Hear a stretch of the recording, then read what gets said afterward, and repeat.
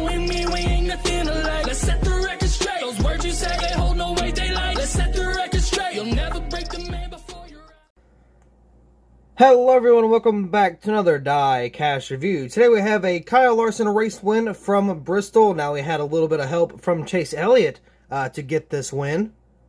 Of course, I believe he was holding off good old Harvick. They had their whole little shtick where they kept just, you know, battling back and forth the entirety of the race. And then, well, if you can't win the race, you know, you might as well help out your teammate. So Larson was able to get the win, which, I mean, honestly, I think he would have won the race no matter what. Because, I mean, it's Kyle Larson. Come on. So we got another Valvoline paint scheme. This is the third, I believe this is the third Valvoline release. We've had the Nashville win, the standard diecast, and of course this one right here. So yet we have seen this paint scheme before, but at the same time got a little bit of damage to it. Got the playoff edition, and yeah, it's going to be a pretty cool little race win. So without further ado, let's go ahead and get into this actual diecast review and kind of look at what's probably going to be a lot of detail errors, or not detail but quality errors, because as you can see right there on the number 5 on the side, it's kind of climbing up into the driver's seat for whatever reason. So yeah, obviously it's supposed to be more like that, but over here, it's not doing so hot. So here is the diecast out of the box. Of course, we're going to take a close look at the little detail we got. So starting onto the hood, we have the Valvoline Trusted right there. Of course, you got the little tape for the, the pins to kind of hold it down. And you got some of that race wear along the front end. It is Bristol, so you're going to have a fairly dirtied up race car, which, you know, of course, I always love that. So once again, you got Valvoline there. Got the big old circle with the Valvoline V up top. Got Larson with the playoff banner, of course. Looks like it doesn't really stretch all the way. You see that?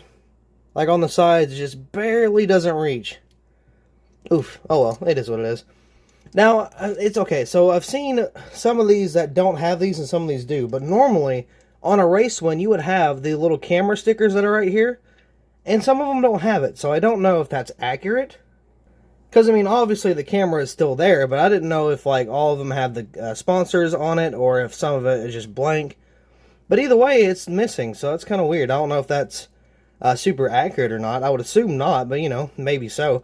Got the number 5 right there, Valvoline, with the little trickle going down to the deck lid down here. So we got Larson there. Of course, you can see that little stream continues down to that second V of Valvoline. Then you got those two little stripes right there, or two sets of stripes. Those are for the deck lid pins. Now, it's weird because those are vertical, and then on the hood, they are horizontal. So that's kind of interesting. Again, you got the Valvoline there. Right here on the back, of course, you got the yellow playoff spoiler. Got some terrible quality control with the taillights back here. Got drive for 5. Of course, you got the Valvoline little thing there. Got Camaro ZL1 1LE. And you can just see the back end is all kind of scraped up on both sides. Looks pretty good. Even though the taillights kind of kill me. But, you know, it is what it is. Got Valvoline right there. The original motor oil. America's first motor oil brand. It got a lot of damage around this wheel well here. I don't know if that's, like, an error. Because it's pretty flush. It's pretty smooth. I don't know if that's, like, how the car actually looked, or if that's some type of mistake. But obviously, this over here, that's all accurate. I guess I can look for some other 164s, see if it's the same way, or look at the 124 whenever it releases, and see if that's also different. So, of course, you got the Goodyear tire there. You do have the exhaust panel. Got a little bit of damage there as well. Of course, got some more tire markings above the hingeofcars.com. Got the number 5. Got the pop rivets all the way down the side of the skirt. Got some little race wear there. Got the round of 16, which looks like it's just round of 6, but it is supposed to be round of 16. Let's see, you got the wins record, playoffs, or NASCAR playoffs, Metrotech, and Tarleton. Got the Goodyear logo there. A little bit more race wear around the front end. And when we get to the front end, you can see the opening there for the front end. And you got a little bit of tape down there. You can see a little bit of dirt and grime, or more than a little bit. You can see a lot of dirt and grime, actually. And it looks like this is also kind of slanted down as well. Yeah, if you see this headlight here, that's supposed to be pushed up. You can see the outline is kind of missing too. And then over here, it's supposed to be pushed a little bit up as well. So, you know, gotta love it from Lionel. Over here, ooh, what's that? This little circle right here, that wasn't present on the other side. I don't know what that is. 60. It has 60 on it, so I'm not really too sure. Again, watching a 124 review would be very helpful. Got the pop rivets down the side, the original motor oil. Of course, you got the Very screwed up number 5 there. I could almost take that off and replace that, but I don't want to customize the diecast by any means. Got Kyle Larson. He got 5 winner stickers, right? 5, yeah. So this would be his 6th win of the season. Of course, not including the All-Star race. And I think they're making all of the wins for Larson except for Sonoma and Watkins Glen, I think, are the only 2 that are not going to be made. So that is unfortunate. Luckily, I do have some spare of those paint schemes, which of course is just the Hendrick Cars paint scheme, so I will be able to make those customs if necessary. Got Valvoline right there. Of course, you got a little bit of racewear there. Got the Get Bioethanol, and got a little bit of, oh wow. Yikes, that is definitely not supposed to be that way. That is overlapped decaling, so good job, Lionel, once again. It's weird. It's like you get a small run of really good looking, like detail, or not detail, but like good quality diecast, and then you'll hit a really hard rough patch of just terrible quality. The numbers are off. You'll see something like that overlapping on the back corner panel.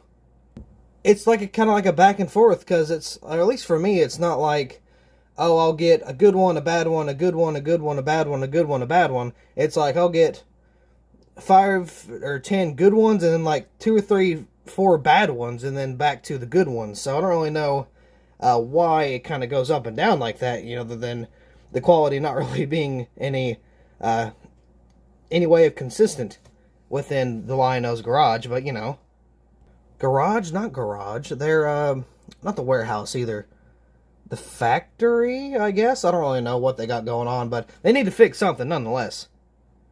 But that's also a good thing about these race to win diecasts, is you can kind of put off the little quarter panel back here, because, you know, it's all wrinkled up. You know, it's a race version. Even though you know it's not intentional, it still doesn't look too bad. But in terms of something for the number 5 on the left side, yeah, that's not really passable, I guess you could say. But, I mean, you know, you gotta love Lionel quality. Oh, speaking of the Larson wins not being made, if you're wondering when I'm going to make it, I will make it after, like, all of his wins are released. That way I know for a fact that those ones are not going to be made, even though it was very early in the season. I think Sonoma was like his 2nd or 3rd win in 2021. I could be wrong, but I knew it was still really early. I mean, we've already got his Las Vegas, Nashville. We got, let's see, you got this one here, Bristol. I think there was one more that we got too. So I'm pretty sure that's not going to be made. But again, just to be safe, because that car is kind of rare, we're going to have to just wait until all his race wins are completed. And then whatever ones are not made, I'm going to have to go back and remake them myself. And also, if you may be wondering if they're going to be for sale, unfortunately not. These will be for my collection. I am a completionist when it comes to a championship run. Therefore, I'm trying to get all the Larson wins, even if I have to custom make some myself. Which, to be fair, is why I bought those extra ones, just to kind of be sure I can get them. And actually, I'm so much of a completionist, especially on Kyle Larson's run for 2021, I bought 3 Valvoline paint schemes. Just in case I didn't get the Bristol one or the Nashville one, I would have made them myself. Now, of course, after both of them has been made, I can kind of get rid of them, since I won't really need them anymore. So those will be going up on the eBay page sometime soon. They're probably going to be a little bit more expensive, depending on the rarity. I don't think they're rare. I mean, they could be. I don't know. But I do have to charge for shipping, because obviously, you know, if I don't charge shipping, I will lose money in that, and I kind of don't want to do that. So I do apologize on the inconvenience there as well. So there is kind of the plan on the Larson paint schemes. Now, if you noticed, you know, Larson won 10 races last year. So if you are not getting any of the race wins, or if you're only getting some of the race wins, you still might want to pick up some spares. Not like of the same car, but I mean, like, say you bought the, let's see, Bristol win, and then you didn't get the Nashville win, because, you know, same paint scheme, but you just wanted a race win. But you got to remember, Nashville, the first race we've had at the Cup Series for Nashville, so, you know, that might be one to keep as well.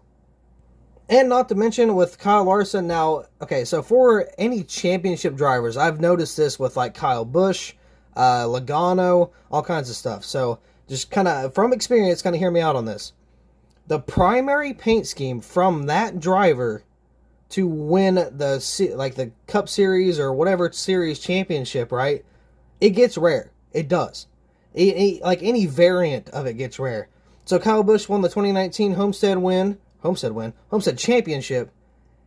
And even like, dude, I'm telling you, 2017, 2018, 2019 was hard to get for just the primary because it looks pretty much the exact same. Same thing with Logano in 2018. I could barely even find his 2016 variant. I couldn't get the 2017 or 2018 paint scheme, Pennzoil. Even the 2019 got rare because it's that same paint scheme, even though it's not on the same mold. And not to mention, we don't really get a lot of drivers who win the championship very often. Sometimes we'll just get that race win and not any other wins from the series. Of course, Chase Elliott got all his because it's Elliott. And, stuff like that. Even Dale Jr. didn't get all of his race wins, which he didn't win a championship in the Cup Series, but still, we didn't get all of his wins in the 1/64 scale. So just from experience, it might be a really good idea to kind of pick up on some of these race wins for Larson, because they might be worth a pretty penny down the road. But that's just my advice, and with that being said, I'm sorry to kind of ramble on, but, I figured I'd give you a little bit of Wrangler knowledge there. But anyway, that will be all for this diecast review, so thank you all so much for watching. I hope you all enjoyed, and I will see you in the next video.